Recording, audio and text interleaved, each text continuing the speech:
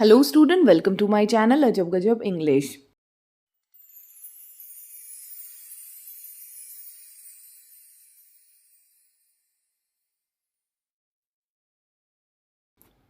आज है डे 56 और आज से हम स्टार्ट करने जा रहे हैं revision with the God grace. और आप सभी के सपोर्ट के साथ हमने सिलेबस जो है सीबीएसई क्लास 10th का वो कंप्लीट कर लिया और आज से हम करने जा रहे हैं रिवीजन।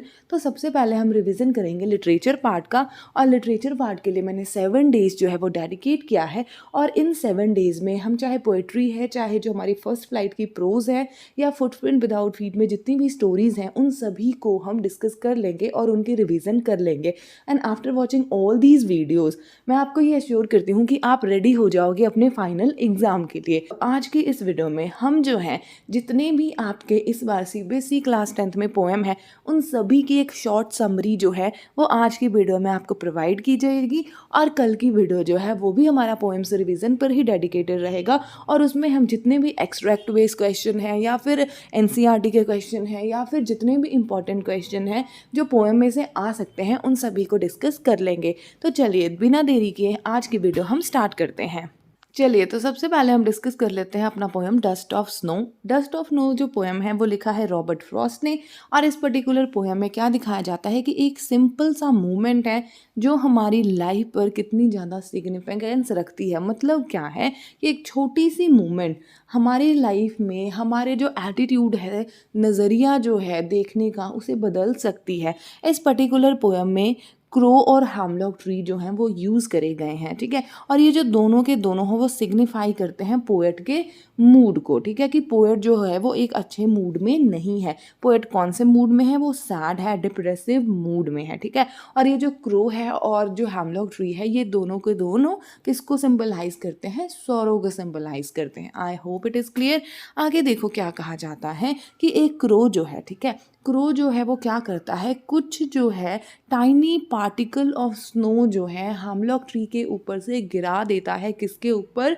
हमारे पोएट के ऊपर। जो पोएट जो है हमारे कहाँ है? हैमलॉक ट्री के नीचे खड़े हुए हैं, ठीक है ना। तो उसकी वजह से क्या होता है, एक थोड़ा सा चेंज आ जाता है पोएट के मूड में, और वहाँ पर वो रियलाइज़ करते हैं कि ओहो, मैंने जो है वो अपने 2-3 घंटे जो है वो वेस्ट कर दिए ये सोच के आज मेरा मूड ख़राब है, आज मेरा मूड ख़राब है, ठीक है ना। तो फिर वो आगे ये रियलाइज़ करते हैं कि एक छोटी सी चीज़ जिसकी वजह से अगर हमारा मूड ख़राब हो जाए, ठीक है, तो हम उसे चेंज भी कर सकते हैं, और बाकी जो हमारा remaining part of the day है ना उसको हम यूज़फुल तरीके से यूज़ कर सकते हैं। यहाँ पर क्या दिखाया जाता है, जो सॉरो है वो सारे के सारा वॉश आउट हो जाता है। क्यों? क्योंकि जैसे ही डस्ट ऑफ स्नो मतलब टाइनी पार्टिकल ऑफ स्नो जो है वो गिरते हैं किसके ऊपर? पोएट के ऊपर। तो उससे क्या होता है, पोएट का मूड जो होता है वो चेंज हो जाता है, और वो ये रियलाइज़ कर लेता है कि नहीं, अब मैंने जो remaining part of the day है उसे वेस्ट नहीं करूँगा।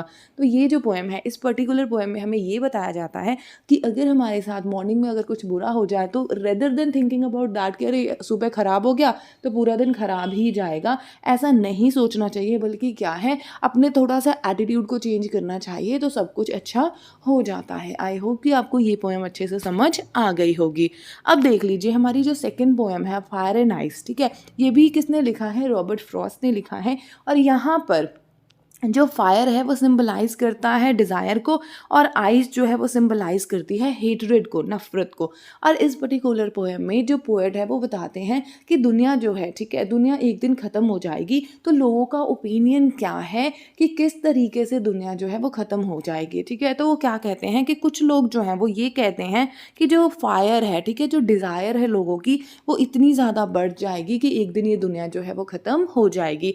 और जो हमारे पोएट हैं वो भी किसके साथ खड़े हैं? डिज़ायर के साथ, मतलब फायर के साथ ही खड़े हैं। वो भी यही मानते हैं कि जो डिज़ायर है, ग्रीड है, लस्ट है, ठीक है, वो दिन ब दिन इतनी ज़्यादा बढ़ती जा रही है कि लोग बहुत ही ज़्यादा सेल्फिश हो रहे हैं और बहुत ज़्यादा क्रूअल हो रहे हैं, और इसका रिजल्ट क्या होगा?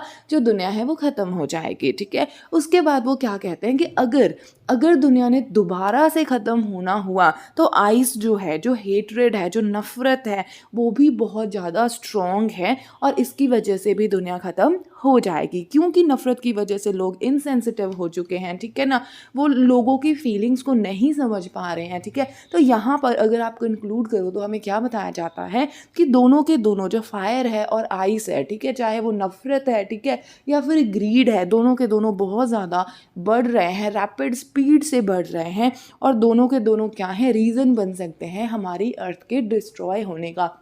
ये जो पर्टिकुलर पोएम है बच्चा पार्टी, इसमें जो पोएट है बस यही चीज़ कहना चाहते हैं कि हमें अपनी जो ग्रीड है, ठीक है, अपनी जो नफ़रत है उसे कंट्रोल में करना चाहिए, नहीं तो जो ये इतनी खूबसूरत दुनिया है वो सारी की सारी हम ख़राब कर लेंगे और वो ख़त्म हो जाएगी। आई होप कि आपको समझ आ गया होगा।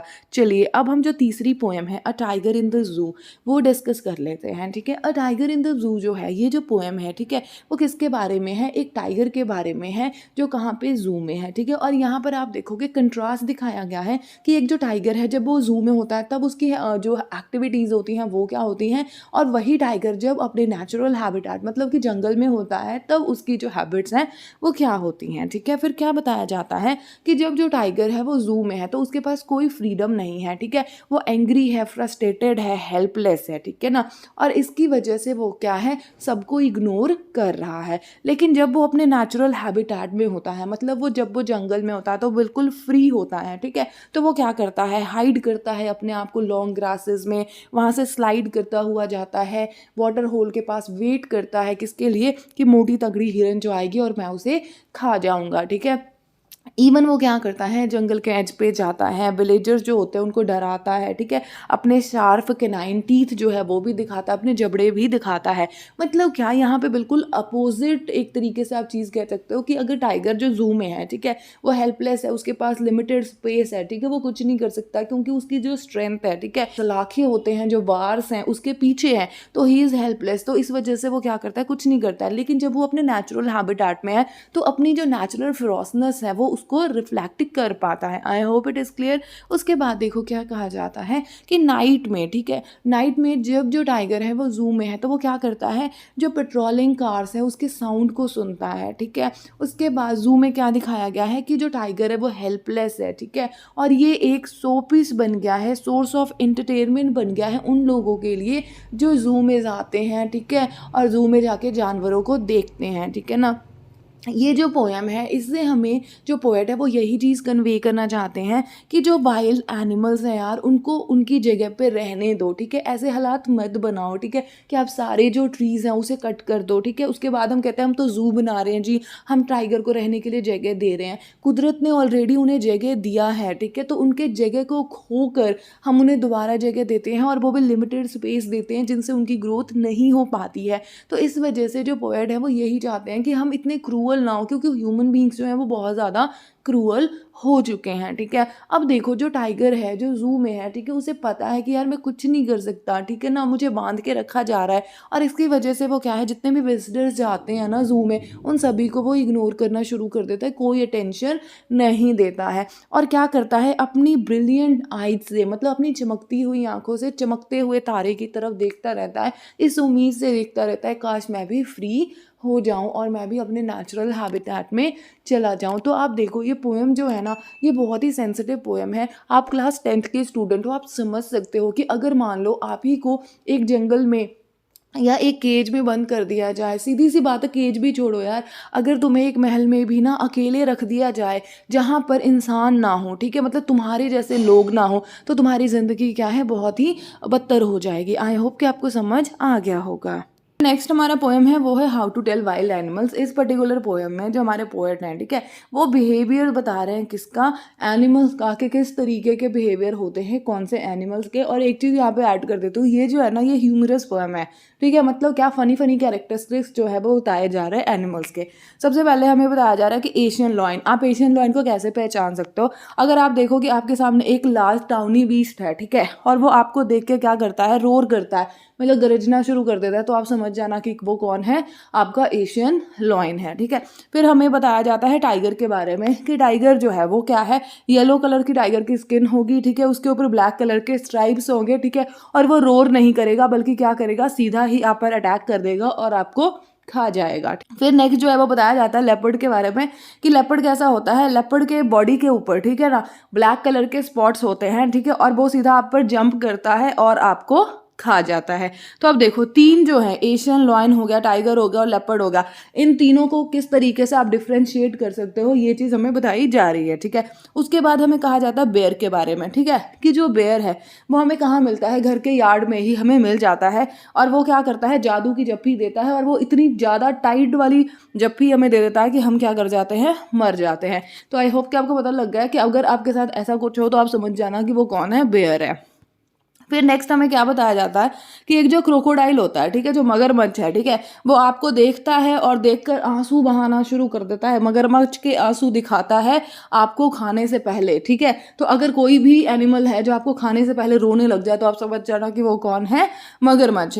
नेक्स्ट जो है वो बताया जा रहा है हाइना के बारे में कि हाइना आपकी तरफ जब अटैक करता है वो कैसे आ रहा होता है आपकी तरफ, एक अच्छी सी कनिंग सी स्माइल देता हुआ आपकी तरफ आ जाता है, ठीक है। तो इस तरीके से आप आइडेंटिफाई कर सकते हो कि ये कौन है, हाइना है। फिर हमें बताया जा रहा है कैमलॉन के बारे में। कैमलॉन के बारे में क्या बताया जाता है कि कैमलॉन जो है एक लेजर्ड जो है उसकी तरह ही दिखता है, लेकिन अगर आप ट्री के ऊपर कुछ भी नहीं देख पा रहे हो तो इसका मतलब क्या है, वहां पे कैमलॉन है। इसका मतलब क्या है कि कैमलॉन के पास एक मतलब कि भगवान ने उसे, कुदरत ने इतनी शक्ति दी है कि वो अपने बॉडी का कलर जो है as per the environment change कर सकता है। तो इस पर्टिकुलर जो पोएम है इसमें सारे जो एनिमल्स हैं, ठीक है, उसको आप किस तरह से आइडेंटिफाई कर सकते हो, यही चीज़ बताई गई है। आई होप कि ये जो पोएम है अच्छे से क्लियर हो गया होगा। अब हम डिस्कस कर लेते हैं बॉल पोएम के बारे में। बॉल पोएम के बारे में क्या बताया जाता है कि एक लड़का है जो एक बॉल के साथ खेल रहा है, ठीक है, और उसका बॉल जो है वो पानी में गिर जाता है और उससे खो जाता है। इसका रिजल्ट क्या होता है, बच्चे जो बॉल है, ठीक है, उसके खोने के बाद जो बच्चा है बहुत ज़्यादा दुखी हो जाता है, ठीक है। और देखो पोएट हमें एक चीज़ कहता है कि अगर मैं जाकर अभी उस बच्चे को कहूँ कि कोई बात नहीं, हम दूसरी बॉल ले आएंगे, ठीक है ना, बॉल की इतनी ज़्यादा कीमत नहीं है, ठीक है, तो ये सभी क्या है, यूजलेस है।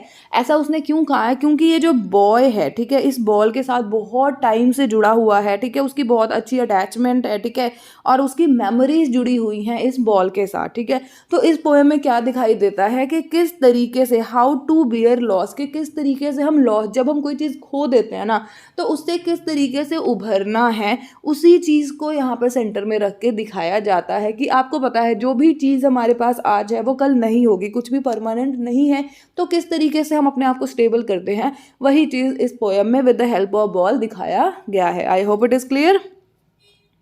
नेक्स्ट जो पोएम है वो क्या है, अमांडा। देखो अमांडा पोएम जो है इसमें क्या दिखाया जाता है कि एक चाइल्ड है, ठीक है, उसके पेरेंट्स जो हैं उसको बार बार जो हैं वो ये कहते रहते हैं ये करो ये मत करो, और उसकी वजह से क्या है, अमांडा जो लड़की है, ठीक है, वो बहुत ज़्यादा दुखी हो जाती है और उसे ये लगता है कि मैं बिल्कुल भी फ्री नहीं हूँ। और वो क्या चाहती है, वो फ्रीडम चाहती है, वो चाहती है कि मैं अपनी मर्जी से जो मर्जी करूँ, ठीक है, मेरे पे कोई रिस्ट्रिक्शन ना हो। इस वजह से वो क्या है, वो ड्रीम करना शुरू करती है, ठीक है, वो सपनों में खो जाती है और वो क्या सोचती है कि काश मैं एक मरमेड होती, एक जल परी होती, ठीक है, एक ग्रीन कलर का सी होता और मैं वहां पर अकेली रहती और इंजॉय करती, ठीक है।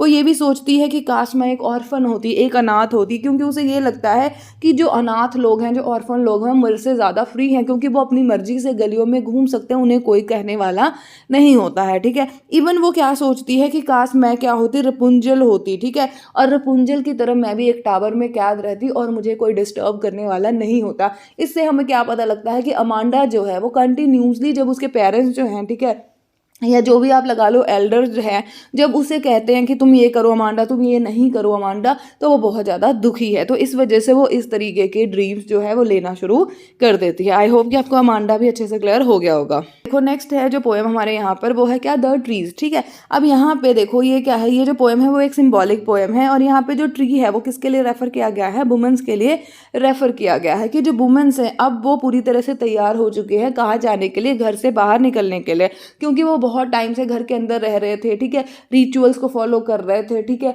फालतू में जो सोसाइटी के बाउंडेशंस हैं उन सभी को फॉलो कर रहे थे, ठीक है ना। अब फिर आगे क्या कहा जाता है, जो वुमेन है, ठीक है, वो अब क्या करने वाली हैं, फॉरेस्ट में जाने वाली हैं, मतलब क्या बाहर की सोसाइटी में जाने वाले हैं, क्योंकि अब तक जो फॉरेस्ट था वो एम्प्टी था और एम्प्टी होने की वजह से ना तो बर्ड को ना ही इंसेक्ट को शेल्टर नहीं मिल रहा था। यहाँ तक कि जो सन की रेज है वो डायरेक्टली किस पर आ रही थी, अर्थ पर आ रही थी। क्योंकि आपको देखो, अगर आप इस चीज़ को इमेजिन करके देखो कि जब अगर सनलाइट जो है अगर वो ट्रीज पे पड़ेगी तो वो छन कर, ठीक है ना, वो नीचे धरती पर आएगी, लेकिन अगर ट्रीज ही नहीं होंगे तो डायरेक्टली धरती पे रीच कर जाएगी। ठीक है, अब उसी चीज़ को यहाँ पर कहा गया है। अब नेक्स्ट क्या कहते हैं कि जो फॉरेस्ट है जो अभी तक एम्प्टी था वो कल सुबह तक क्या हो जाएगा, फुल हो जाएगा। क्यों? क्योंकि जो ट्रीज हैं जो घर के अंदर लगे हुए हैं अब वो कहाँ जा रहे हैं, बाहर जा रहे हैं। ठीक है, फिर आगे क्या कहा जाता है, जो रूट्स हैं, ठीक है, वो बहुत ज़्यादा वर्क हार्ड कर रहे हैं। क्यों कर रहे हैं? ताकि वो अपने आप को सेपरेट कर पाएँ वरांडा के फ्लोर से। ठीक है, इवन जो लीव्स हैं, ब्रांचेस हैं, ठीक है, ये भी सभी जो है वो कहाँ हैं, विंडो की तरफ बढ़ते जा रहे हैं। अब देखो आगे क्या कहा जा रहा है, जो पोएट हैं, ठीक है, वो बैठी हुई हैं अपने कमरे में, ठीक है, और वो क्या कर रही हैं, लेटर्स लिख रही हैं। लेकिन उस लेटर में वो जो ट्रीज हैं उनकी मूवमेंट को मेंशन नहीं कर रही हैं कि जो ट्रीज हैं घर के अंदर वो आज घर के बाहर जा रही हैं। ठीक है, फिर आगे क्या कहा जाता है कि जो नाइट टाइम है, ठीक है, स्काई जो है वो क्लियर है, मून जो है विजिबल है। ठीक है, और फिर वो आगे क्या कहते हैं, देखो देखो ग्लास जो है वो टूट रहा है। ठीक है, जो शीशे हैं जो विंडो पे लगे हैं वो टूट रहा है और जो ट्रीज हैं वो बाहर जा रही, इवन जो नेचर है, जो कुदरत है, वो भी वेलकम कर रहे हैं। मतलब इस जो पर्टिकुलर स्टोरी है ना उसमें एक चीज़ कहा गया है कि किसी को भी उसके नेचुरल हैबिटेट से दूर नहीं करना चाहिए। अगर हम ये सोचे ना कि हम जो ट्रीज़ है उसको काट देते हैं, ठीक है, और जो ट्रीज़ है उसे हम गमले में जो है वो अपने घर में लगा लेंगे, तो ऐसा नहीं पॉसिबल है। क्योंकि ट्रीज़ की एक्चुअल ग्रोथ कहाँ पर होगी, जो फॉरेस्ट है वहीं पर ही होगी। आई होप कि ये पोएम भी आपको अच्छे से क्लियर हो गया होगा। फिर नेक्स्ट देखो, नेक्स्ट पोएम है यहाँ पर फॉग, एक छोटी सी पोएम है। फॉग जो है यहाँ पर वर्किंग ऑफ नेचर को दिखाता है कि कोई चीज़ भी आती है, ज़्यादा टाइम तक नहीं रहती है और चली जाती है। मतलब क्या, दिन है तो रात भी होगी, सुख है तो दुख भी आएगा, दुख है तो सुख भी आएगा। बस इसी चीज़ को दिखाया है फॉग में। ठीक है, अब देखो यहाँ पे फॉग को है जो कंपेयर किया गया है कैट से। ठीक है, फॉग जो है उसको कंपेयर किया गया है कैट से।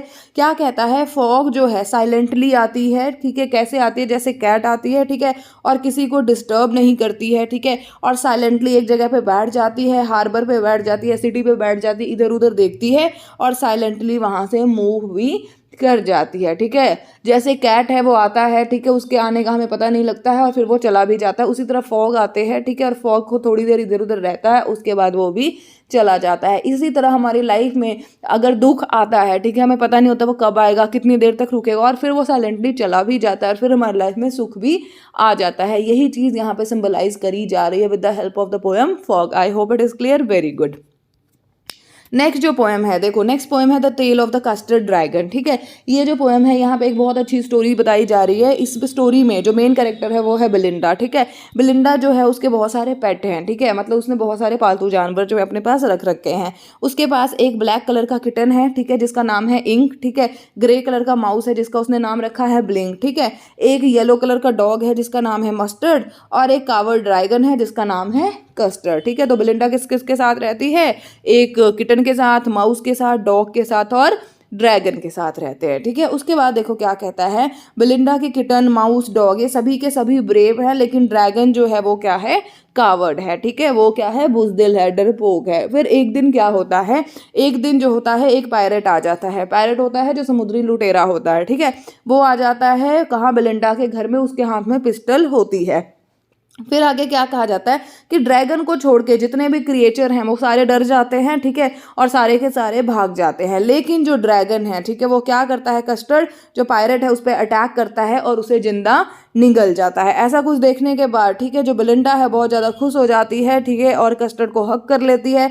मस्टर्ड भी आगे उसे लिक करना शुरू करता है, चाटना शुरू कर देता है। उसके बाद देखो क्या कहा जाता है, आफ्टर दिस ब्रेव इंसिडेंट, जो कस्टर्ड है, जो ड्रैगन है, वो अभी भी कैसे बिहेव करता है, बुजदिलों की तरह ही बिहेव करता है और वो अभी भी रो रहा है किसके लिए, कि अरे मुझे कोई सेफ नाइस केज दे दो। I hope it is clear, very good. अब देखो जो लास्ट पोएम है for Anne Gregory. Anne Gregory जो है ये पोएम में क्या बताया जा रहा है कि पोएट और एक लड़की है जिसका नाम एन ग्रेगरी है, इन दोनों की कन्वर्सेशन है, इन दोनों की बातचीत है, ठीक है। अब देखो पोएट जो है वो क्या कहता है कि कोई यंग जो बॉय है, ठीक है, अगर एन ग्रेगरी वो तुम्हें प्रपोज करता है और तुम उसे रिजेक्ट कर दोगी, ठीक है, तो वो क्या हो जाएगा, दुखी हो जाएगा, लेकिन इसका मतलब ये नहीं है कि वो तुमसे सच्चा प्यार करता होगा, ठीक है। फिर आगे जो पोएट है वो क्या कहता है कि जो लड़का है वो तुम्हें क्यों प्यार करता है, तुम्हारे येलो हेयर की वजह से, तुम्हारी आउटर ब्यूटी की वजह से तुम्हें प्यार करता है, ना कि तुम्हारी इनर ब्यूटी की वजह से प्यार करता है। और यहाँ पर जो हमारे पोएट है वो ये भी कहते हैं कि ट्रू लव वो होता है यार जो हमें हमारी इनर क्वालिटीज़ की वजह से कोई हमें प्यार करे, ना कि आउटर ब्यूटी की तरफ से, ठीक है ना। फिर देखो आगे क्या कहा जाता है, एन जो है वो क्या कहती है कि मैं मार्केट जाकर, ठीक है, अपना जो हेयर डाई है वो ले आ सकती हूँ, ठीक है, अपने बालों को ब्लैक कलर, कैरेट कलर, ठीक है ना, डिफरेंट डिफरेंट कलर में चेंज कर दूंगी, ठीक है, लेकिन उससे क्या होगा, मैं लेस अट्रैक्टिव लगूंगी, लेकिन जो मुझे प्यार करता होगा वो मुझे मेरी क्वालिटीज़ के लिए प्यार करेगा, ठीक है, ना कि मेरे येलो हेयर्स के लिए, क्योंकि हर एक को पता है कि ये आर्टिफिशियल चीज़ें हैं और आर्टिफिशियल चीज़ें लगाकर हम क्या है, ब्यूटीफुल हो सकते हैं। तो मतलब क्या एन ग्रेगरी का कहना ये है कि भाई कोई भी मुझे प्यार करता है ना तो मेरे लिए प्यार करता है, मेरी इनर क्वालिटीज़ के लिए प्यार करता है, लेकिन जो पोएट हैं वो एन ग्रेगरी को बस यही समझाना चाहते हैं कि तुम्हारी ब्यूटी के लिए ही कोई तुम्हें प्यार कर रहा है, ना कि तुम्हारी इनर क्वालिटीज़ के लिए। फिर आगे वो क्या कहते हैं जो हमारे पोएट हैं, वो कहते हैं कि सिर्फ गॉड ही हैं ऐसे एन ग्रेगरी जो हमें हमारी क्वालिटीज़ के लिए प्यार करते हैं। मतलब क्या, हम अच्छे दिखते हैं या बुरे दिखते हैं उन्हें कोई फ़र्क नहीं पड़ता, अगर हम एक अच्छे इंसान हैं तब गॉड ही हैं जो हमें प्यार करते हैं। आई hope it is clear, very good. I hope कि सारी पोएम की समरी आज आपको अच्छे से क्लियर हो गई होगी और कोई भी दिक्कत नहीं रही होगी।